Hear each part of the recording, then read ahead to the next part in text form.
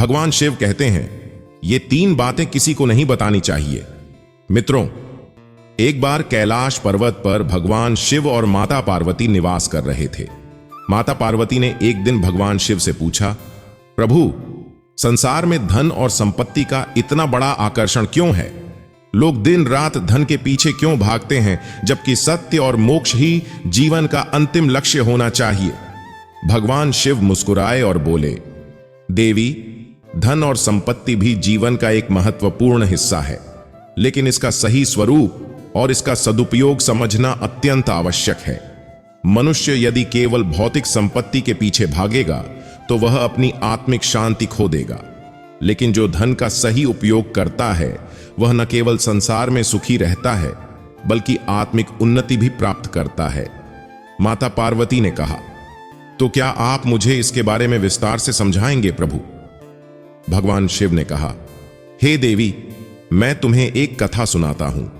इस कथा को सुनने से तुम्हारे मन में उठ रही प्रश्न का उत्तर अवश्य से मिल जाएगा। माता पार्वती ने कहा, प्रभु, मैं इस कथा को ध्यानपूर्वक सुनेगी। फिर भगवान शिव ने कथा प्रारंभ की। कहा, हे देवी, पुराने समय की बात है। एक राजा था जिसका नाम धनेश था। उसके पास अकूत धन दौलत थी। महल में स्वर्ण, रत्न और अनेक प्रकार की संपत्तियां भरी पड़ी थीं। लेकिन राजा धनेश के मन में हमेशा एक असंतोष रहता था। उसे लगता था कि उसके पास जितनी संपत्ति है वह पर्याप्त नहीं है, इसलिए वह हर समय और अधिक धन कमाने की चिंता में डूबा रहता था। राजा धनेश ने सोचा, अगर मेरे पास और धन होगा तो मैं अधिक खुश रहूंगा और मेरे राज्य में मेरी प्रतिष्ठा और बढ़ जाएगी। इस विचार के साथ उसने अपने राज्य में कर बढ़ा दिए और प्रजा से अधिक धन संग्रह करना शुरू कर दिया। वह अपने राज्य की संपत्ति का उपयोग अपने महलों को सजाने, सोने चांदी के आभूषण बनाने और उत्सवों में खर्च करने में करता था।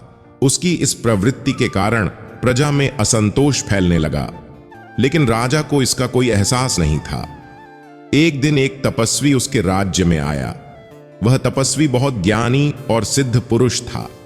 जब उसने राज्य की दशा देखी तो उसने सोचा कि राजा को सही मार्ग पर लाने की आवश्यकता है। तपस्वी ने राजा धनेश से मिलने का निर्णय किया। राजा धनेश ने तपस्वी का स्वागत किया और उनसे पूछा, महात्मन, आप इस राज्य में कैसे पधारे? क्या आपकी कोई विशेष इच्छा है? तपस्वी ने कहा, राजन, मैं तुम्हारे राज्य की स्थिति देखकर आया हूं। तुम्हारे पास अपार धन संपत्ति है, लेकिन क्या तुम सच में सुखी हो? राजा धनेश ने कहा, महात्मन, मेरे पास बहुत धन है, लेकिन फिर भी मैं हमेशा और अधिक की लालसा करता हूं।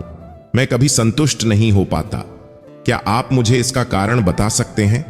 तपस्वी ने गंभीर होकर कहा, राजन, धन का सही उपयोग न हो तो वह केवल बंधन बन जाता है। तुम धन के पीछे भाग रहे हो, लेकिन उसका वास्तविक सुख तुम्हें नहीं मिल रहा। अगर तुम अपने धन का उपयोग परोपकार और समाज की भलाई में करोगे तो तुम्हें असली सुख की प्राप्ति होगी। तपस्वी ने राजा को समझाया, राजन, धन एक साधन है, साध्य नहीं। धन का उपयोग अगर धर्म और सत्य के मार्ग पर किया जाए तो यह सच्ची संपत्ति बन जाता है, लेकिन अगर इसका उपयोग केवल स्वयं के सुख के लिए किया जाए तो यह बंधन और दुख का कारण बन जाता है। तपस्वी ने आगे कहा, तुम्हारे पास जो धन है उसे गरीबों, अनाथों और समाज के असहाय लोगों के कल्याण में लगाओ। यह धन तुम्हें वास्तविक सुख और संतोष देगा। धन का उद्देश्य केवल भौतिक सुख प्राप्त करना नहीं होना चाहिए, बल्कि इसका उपयोग आत्मिक उन्नति के लिए भी होना चाहिए।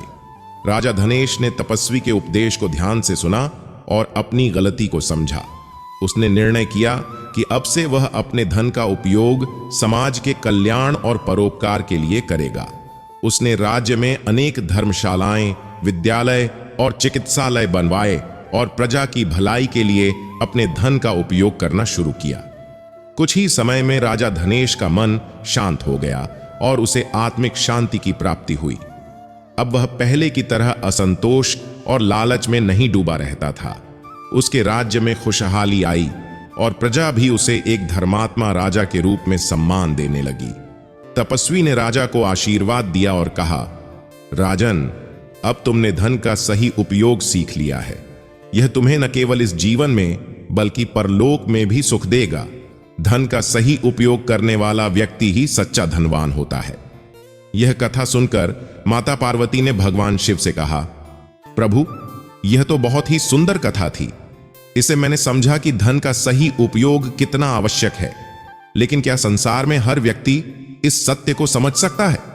भगवान शिव ने उत्तर दिया, देवी, यह सत्य हर व्यक्ति के लिए समान है, लेकिन इसे समझने के लिए ज्ञान और अनुभव की आवश्यकता होती है। जो व्यक्ति धन के पीछे भागता है वह कभी संतुष्ट नहीं हो सकता, लेकिन जो व्यक्ति धन को साधन मानकर उसका उपयोग धर्म, सत्य और परोपकार के लिए करता है, वही सच्चे अर्थों में धनवान होता है। मित्रों, माता पार्वती का दूसरा प्रश्न। फिर माता पार्वती ने भगवान शिव से दूसरा प्रश्न कहा, हे महादेव, संसार के प्राणियों की अनेक समस्याएं हैं। वे अपने जीवन में दुख, क्लेश और कठिनाइयों का सामना करते हैं। आप तो सर्वज्ञ हैं, आप जानते हैं कि इन समस्याओं का समाधान कैसे हो सकता है। कृपया मुझे उन उपायों का ज्ञान दें ताकि मैं भी अपनी भक्तों की मदद कर सकूं। भगवान शिव मंद मंद मुस्कुराए और बोले, हे पार्वती, संसार में हर जीव के जीवन में समस्याएं आती हैं। ये समस्याएं उनकी कर्मों के कारण उत्पन्न होती हैं, परंतु मैं तुम्हें कुछ ऐसे उपाय बताता हूं जिन्हें अपनाकर कोई भी व्यक्ति अपने जीवन की कठिनाइयों का सामना कर सकता है और सुखी जीवन व्यतीत कर सकता है। भगवान शिव ने माता पार्वती से कहा, संसार में सबसे महत्वपूर्ण बात कर्म है। प्रत्येक जीव अपने कर्मों का फल भोगता है। यदि कोई व्यक्ति अच्छे कर्म करता है तो उसे अच्छे फल प्राप्त होते हैं और बुरे कर्मों से बुरे परिणाम आते हैं। इसलिए हर व्यक्ति को चाहिए कि वह सदैव धर्म और न्याय के पथ पर चले। माता पार्वती ने प्रश्न किया, हे प्रभु, क्या सभी समस्याओं का समाधान कर्म द्वारा ही होता है? भगवान शिव ने उत्तर दिया, कर्म महत्वपूर्ण है, परंतु कुछ समस्याएं ऐसी होती हैं जो व्यक्ति के पूर्व जन्मों के कर्मों का परिणाम होती हैं। ऐसे में व्यक्ति को धैर्य और तप का सहारा लेना चाहिए। जो व्यक्ति धैर्यपूर्वक अपनी समस्याओं का सामना करता है और ईश्वर पर विश्वास रखता है, उसे अंततः मुक्ति मिलती है। भगवान शिव ने आगे कहा, जो व्यक्ति भक्ति करता है और सच्चे हृदय से ईश्वर में विश्वास रखता है, उसकी सारी समस्याएं धीरे धीरे समाप्त हो जाती हैं। भक्ति के माध्यम से व्यक्ति अपने मन को शुद्ध करता है और ईश्वर के समीप जाता है। जो लोग अपनी समस्याओं का समाधान खोजने के लिए ईश्वर की भक्ति करते हैं, वे अंततः शांति और सुख की प्राप्ति करते हैं। माता पार्वती ने फिर पूछा, हे प्रभु, यदि कोई व्यक्ति बहुत दुखी हो और उसे यह न समझ में आए कि वह क्या करे, तो ऐसे समय में उसे क्या करना चाहिए? भगवान शिव ने उत्तर दिया, ऐसे समय में व्यक्ति को धैर्य और संयम से काम लेना चाहिए। उसे अपनी बुद्धि का उपयोग करना चाहिए और सही निर्णय लेना चाहिए। साथ ही उसे ईश्वर की शरण में जाना चाहिए। जो व्यक्ति ईश्वर पर विश्वास रखता है, उसके सारे दुख दूर हो जाते हैं। भगवान शिव ने आगे कहा, कई बार हमारी समस्याएं भौतिक नहीं होती, बल्कि मानसिक और आध्यात्मिक होती हैं। व्यक्ति के मन में अस्थिरता और अशांति होती है, जिससे वह अपनी समस्याओं का सही समाधान नहीं खोज पाता। ऐसे में ध्यान, साधना और योग से मन को शांत करना आवश्यक है। जब मन शांत होता है तो व्यक्ति को सही मार्ग दिखता है। माता पार्वती ने इस पर प्रश्न किया, हे प्रभु, क्या ध्यान और योग से सभी मानसिक समस्याएं दूर हो जाती हैं? भगवान शिव ने उत्तर दिया, ध्यान और योग से मनुष्य अपने भीतर की शक्ति को पहचानता है। वह अपनी आत्मा से जुड़ता है और ईश्वर की शक्ति को अनुभव करता है। इससे उसकी मानसिक समस्याएं धीरे धीरे समाप्त हो जाती हैं। जब मनुष्य अपने आत्मबल को पहचान लेता है तो वह किसी भी समस्या का सामना करने में सक्षम हो जाता है। माता पार्वती ने फिर पूछा, हे प्रभु, संसार में मानव संबंधों में भी कई समस्याएं होती हैं। लोग एक दूसरे से झगड़ते हैं, गलतफहमियां होती हैं और रिश्ते टूट जाते हैं। ऐसे समय में उन्हें क्या करना चाहिए? भगवान शिव ने उत्तर दिया, मानव संबंधों में सबसे महत्वपूर्ण बात है प्रेम और सम्मान। यदि व्यक्ति एक दूसरे का सम्मान करें और अपने अहंकार को त्याग दें, तो रिश्तों में कभी दरार नहीं आएगी। लेकिन यदि व्यक्ति अपने अहंकार के कारण दूसरों को छोटा समझता है तो संबंधों में कड़वाहट आती है। इसलिए हर व्यक्ति को चाहिए कि वह अपने रिश्तों में प्रेम और सम्मान बनाए रखे। भगवान शिव ने आगे कहा, कई बार रिश्तों में गलतफहमियां भी उत्पन्न होती हैं। ऐसे समय में संवाद बहुत महत्वपूर्ण है। यदि कोई समस्या हो तो उसे खुलकर बात करके सुलझाना चाहिए। चुप रहने से समस्याएं और बढ़ती हैं। माता पार्वती ने फिर प्रश्न किया, हे प्रभु, संसार में धन और भौतिक वस्तुओं के कारण भी कई समस्याएं उत्पन्न होती हैं। लोग धन के पीछे भागते हैं और इससे उनकी शांति छिन जाती है। ऐसे में उन्हें क्या करना चाहिए? भगवान शिव ने उत्तर दिया, धन और भौतिक वस्तुएं आवश्यक हैं, परंतु उनका अतिरेक मनुष्य को दुखी करता है। जो व्यक्ति संतोषी होता है वह सदा सुखी रहता है। जो व्यक्ति अधिक धन और भौतिक सुखों की लालसा में अपने जीवन की शांति खो देता है वह कभी भी सच्चा सुख प्राप्त नहीं कर सकता। उन्होंने आगे कहा, धन अर्जित करना कोई बुरी बात नहीं है, लेकिन व्यक्ति को चाहिए कि वह अपनी सीमाओं में रहकर धन का उपयोग करे और उसे जीवन का अंतिम लक्ष्य न बनाए। जो व्यक्ति अपने धन का सही उपयोग करता है और दान पुण्य में लगाता है वही सच्चे अर्थों में धनवान होता है। माता पार्वती ने फिर पूछा, हे प्रभु, संसार में लोग अनेक रोगों और शारीरिक कष्टों से भी परेशान होते हैं। ऐसे समय में उन्हें क्या करना चाहिए? भगवान शिव ने उत्तर दिया, रोग और शारीरिक कष्ट व्यक्ति के कर्मों का परिणाम होते हैं, परंतु इनसे घबराने की आवश्यकता नहीं है। व्यक्ति को चाहिए कि वह अपने स्वास्थ्य का ध्यान रखे और योग, ध्यान और आयुर्वेदिक उपायों को अपनाए। शारीरिक कष्ट भी एक प्रकार का तप है जो व्यक्ति के पापों को नष्ट करता है। भगवान शिव ने आगे कहा, जो व्यक्ति धैर्य पूर्वक अपने रोगों का सामना करता है और ईश्वर की भक्ति में लगा रहता है उसे अंततः मुक्ति मिलती है। साथ ही उसे स्वास्थ्य के प्रति भी जागरूक रहना चाहिए और प्राकृतिक उपायों को अपनाना चाहिए। भगवान शिव ने अंत में माता पार्वती से कहा, हे पार्वती, संसार की सभी समस्याओं का समाधान ईश्वर की भक्ति, कर्म और धैर्य में निहित है। जो व्यक्ति इन 3 बातों का पालन करता है वह जीवन की किसी भी समस्या का सामना कर सकता है। उसे अपने मन में कभी निराशा नहीं लानी चाहिए, क्योंकि हर समस्या का समाधान संभव है। माता पार्वती ने भगवान शिव की बातों को ध्यानपूर्वक सुना और कहा, हे प्रभु, आपकी उपदेशों से मुझे जीवन की समस्याओं का वास्तविक समाधान मिला। अब मैं इन उपदेशों को अपने भक्तों तक पहुंचाऊंगी ताकि वे भी अपने जीवन में शांति और सुख की प्राप्ति कर सकें।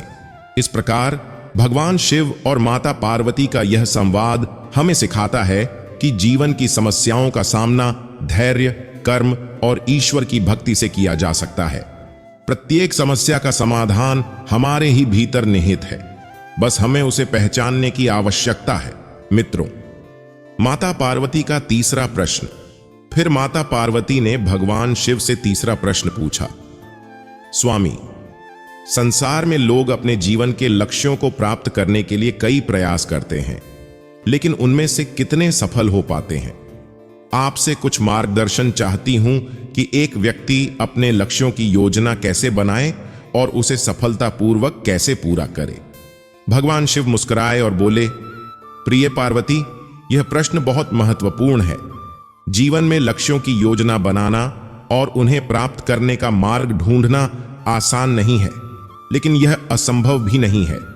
इस संसार में हर व्यक्ति को जीवन में कुछ न कुछ लक्ष्य निर्धारित करना चाहिए, परंतु लक्ष्य की योजना बनाने से पहले हमें कुछ महत्वपूर्ण बातों का ध्यान रखना आवश्यक है। माता पार्वती ने उत्सुकता पूर्वक पूछा, कौन सी बातें प्रभु? भगवान शिव ने एक कथा सुनाना प्रारंभ किया। उन्होंने कहा, प्राचीन काल में एक राजा था जिसका नाम अभिमन्यु था। वह एक महान योद्धा और कुशल शासक था, लेकिन उसके जीवन में एक विशेष लक्ष्य था।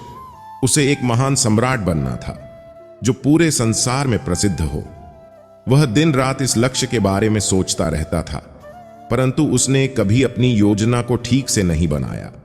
माता पार्वती ने ध्यान से सुना और कहा, तो अभिमन्यु सफल नहीं हो पाया क्योंकि उसने योजना नहीं बनाई?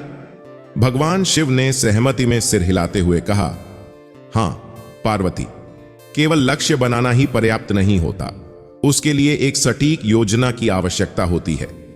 अभिमन्यु ने यह सोचा कि केवल बल और युद्ध कौशल से वह अपने लक्ष्य को प्राप्त कर लेगा, परंतु उसने उन बातों पर ध्यान नहीं दिया जो उसकी सफलता के लिए महत्वपूर्ण थीं। माता पार्वती ने जिज्ञासावश पूछा, तो उसे क्या करना चाहिए था? भगवान शिव ने उत्तर दिया, सबसे पहले किसी भी लक्ष्य को प्राप्त करने के लिए यह जानना जरूरी है कि हमारे पास कौन सी योग्यताएं और संसाधन हैं। जब तक हम अपनी क्षमताओं और कमजोरियों को नहीं समझेंगे, तब तक हम सही दिशा में नहीं बढ़ सकते। अभिमन्यु ने अपनी सेना की शक्ति पर ध्यान तो दिया, लेकिन उसने अपने आसपास के राजाओं, सेनापतियों और विद्वानों के सहयोग की आवश्यकता को नजरअंदाज कर दिया। उसे अपने शत्रुओं के बारे में भी पूरी जानकारी नहीं थी। एक सफल योद्धा वह होता है जो न केवल अपनी शक्ति पर ध्यान दे, बल्कि अपने शत्रु की कमजोरियों को भी पहचान सके। माता पार्वती ने कहा, तो इसका मतलब है कि अपने लक्ष्य के प्रति जागरूक होना और सही जानकारी प्राप्त करना आवश्यक है।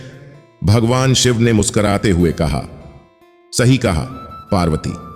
किसी भी कार्य में सफलता प्राप्त करने के लिए योजना बनाते समय उस कार्य से जुड़ी सभी जानकारी का होना अत्यंत आवश्यक है। योजना बनाना केवल एक सामान्य प्रक्रिया नहीं है, यह एक गहरी सोच और सही निर्णय लेने की कला है। जब हम अपने लक्ष्य की ओर बढ़ते हैं तो हमें यह देखना चाहिए कि हमारे पास क्या साधन है, और अगर कुछ साधन कम हैं तो उन्हें कैसे प्राप्त किया जा सकता है। भगवान शिव ने एक अन्य उदाहरण देते हुए कहा, वही स्थिति थी राजा नल की, जिन्होंने भीम की पुत्री दमयंती से विवाह किया था।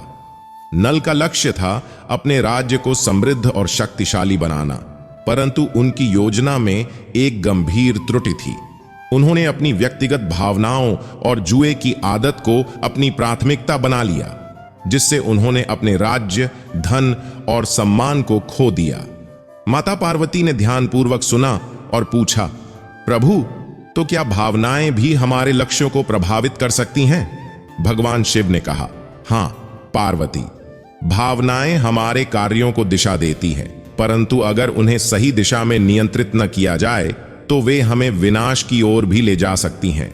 इसलिए एक सटीक योजना में हमारी भावनाओं को संतुलित करना भी आवश्यक है। हमें यह सुनिश्चित करना चाहिए कि हमारे निर्णय भावनाओं से प्रभावित न हों, बल्कि तर्क संगत और वस्तुनिष्ठ हों।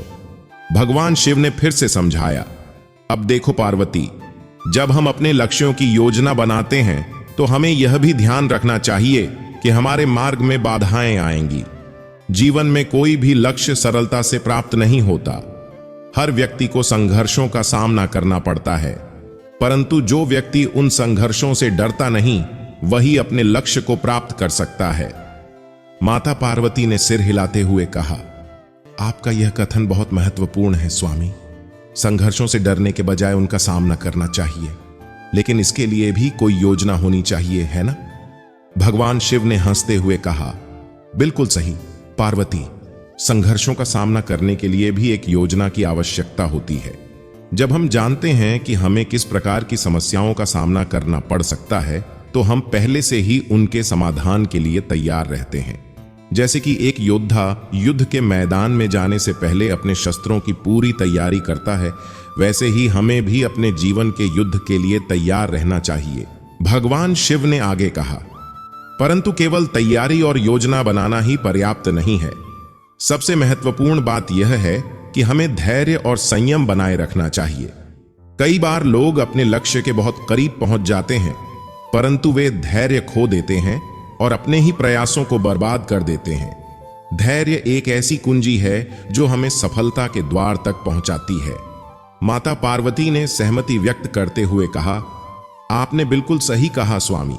धैर्य के बिना कोई भी योजना सफल नहीं हो सकती।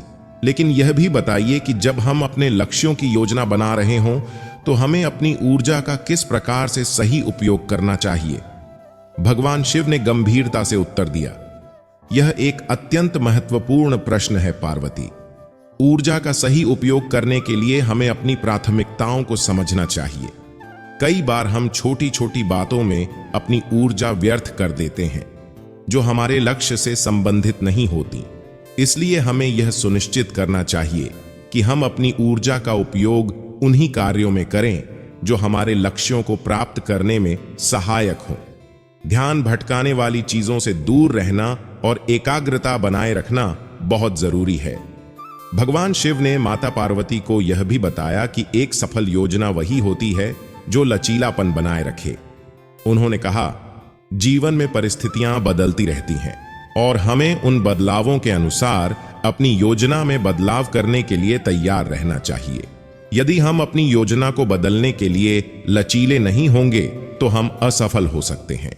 लेकिन इसका मतलब यह नहीं है कि हम अपने लक्ष्य को बदल दें। हमें बस अपने मार्ग को बदलने की आवश्यकता हो सकती है। माता पार्वती ने ध्यान से सब कुछ सुना और कहा, प्रभु, आपने जीवन के लक्ष्यों की योजना बनाने के बारे में बहुत महत्वपूर्ण बातें बताईं। अब मैं समझ गई हूं कि किसी भी लक्ष्य को प्राप्त करने के लिए एक सही योजना, धैर्य, संघर्षों का सामना करने की तत्परता और लचीलापन आवश्यक होता है। भगवान शिव ने मुस्कुराते हुए कहा, तुमने सही समझा पार्वती। यदि हम इन बातों का ध्यान रखेंगे तो कोई भी लक्ष्य हमारे लिए असंभव नहीं होगा। जीवन में सफल वही होता है जो धैर्य, संयम और सही योजना के साथ अपने लक्ष्य की ओर बढ़ता है। इस प्रकार भगवान शिव ने माता पार्वती को लक्ष्यों की योजना बनाने का महत्वपूर्ण पाठ सिखाया। यह कथा हमें सिखाती है कि जीवन में किसी भी बड़े उद्देश्य को प्राप्त करने के लिए सही दिशा, समर्पण, धैर्य और लचीलेपन की आवश्यकता होती है। जब हम इन गुणों को अपनाते हैं तो हमारे सभी प्रयास सफल होते हैं, चाहे कितनी भी कठिनाइयां हमारे मार्ग में आएं।